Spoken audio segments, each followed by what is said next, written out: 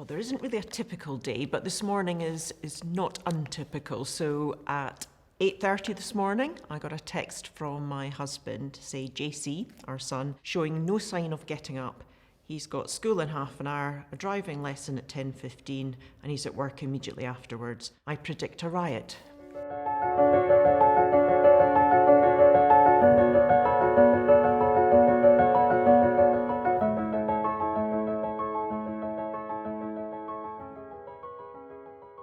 Through my son's difficult years, I'd say, we've had police at the door, we've had bricks through the window, he's been attacked 3 times, he's had a brain scan.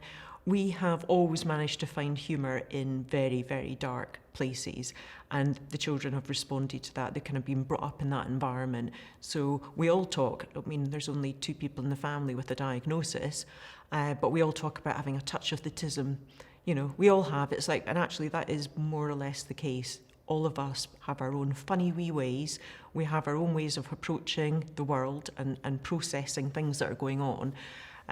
So we don't necessarily make a big deal of the fact that my son's on the autistic spectrum. It's just who he is, and we get on with it. We've got quite a good relationship with the local police. When he got to 14, 15, he became quite strong, and I used to have a thing when he was younger where if I could contain him, if I could hold all of his limbs tight, he would relax.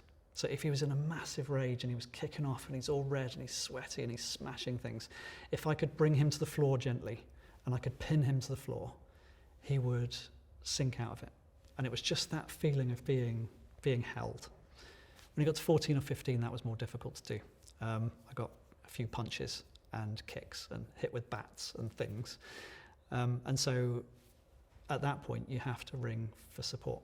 You can't do it on your own. And so the police would come along. And again, when the police come, I have in the past asked my youngest son to ring the police because I've got my eldest son pinned on the floor with whatever weapon he had at the time. And asking your youngest son to ring the police on his oldest brother is, I mean, it's soul destroying. You know, he's in tears, I'm in tears, my eldest son is in tears. The police get there, there's blood, there's smashed furniture. And usually by that time everything's calmed down. But you do wonder about the psychological impact on my eldest for having those, you know, physical altercations with me. And you do wonder about the psychological impact on my youngest son, who is seeing all of that. Not just me fighting with his elder brother, but his older brother taking weapons in the house and attacking me.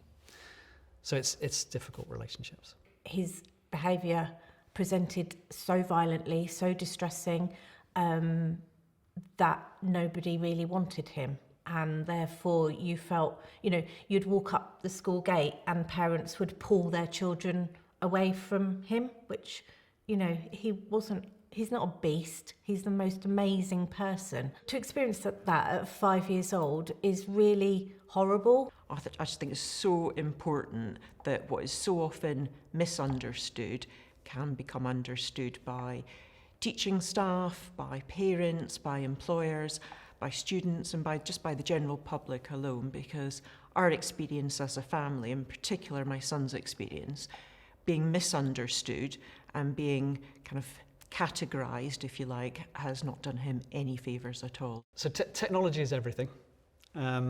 Technology can solve so many things for you.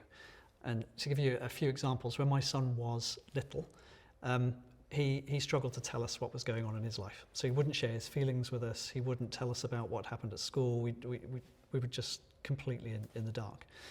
So I developed a robot teddy bear that he had, that I could talk through, that I could operate. He would talk to the teddy bear because it was an inanimate object. I say inanimate, it was a teddy bear. But he would tell it things and we could talk to him through that teddy bear.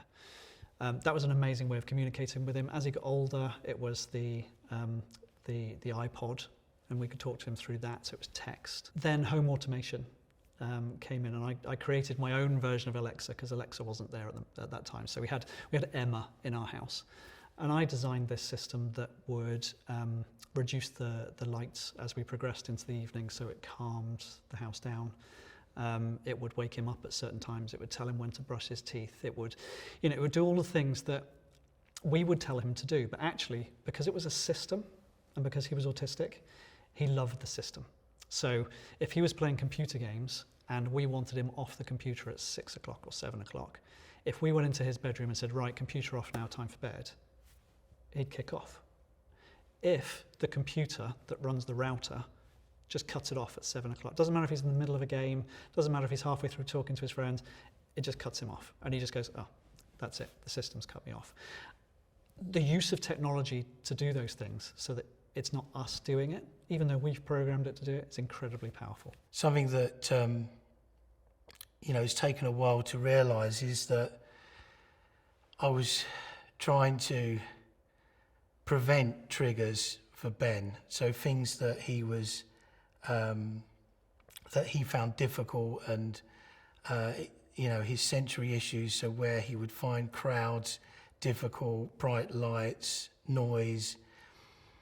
I was trying to prevent all of those triggers to him having a mini meltdown or, collapsing on the floor. And because we live down by the sea, we go down to the coast a lot, and I started, analysing tide charts, and I started over planning. So I was trying to prevent all these triggers. So every event that we planned, every day trip that we planned, I put all this pressure on myself because I was trying to prevent the triggers for Ben. And what would happen 9 times out of 10 is that I was so tense and anxious before we got out of the door that Ben would pick up that I was tense and anxious, and then it wouldn't work out, and we'd go home and I thought that was just a complete failure.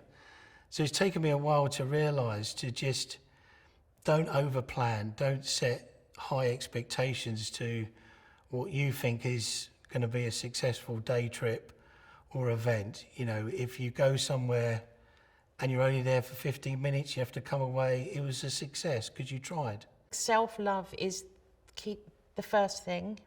People have to, because without that, you're just going to be smoothing over the cracks, putting a plaster on things.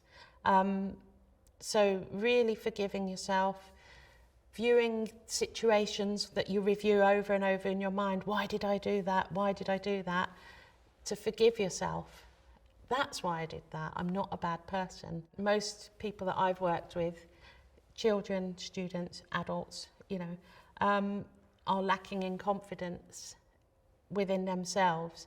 So find ways to build confidence, find ways to shine that suits you. So if you want to be a stand-up, even if you're 10 years old, get started, a dancer, actor, whatever it is you want and you really brings you joy, follow that. Take some time out to understand who you are. Because my first son I had at 16. So I didn't even know what I liked and what I didn't like. So I would just say that we're all growing, we're all becoming who we're going to be. Just be kind to yourself. Forgive yourself. Understand that you are not to blame because you've got children that have autism.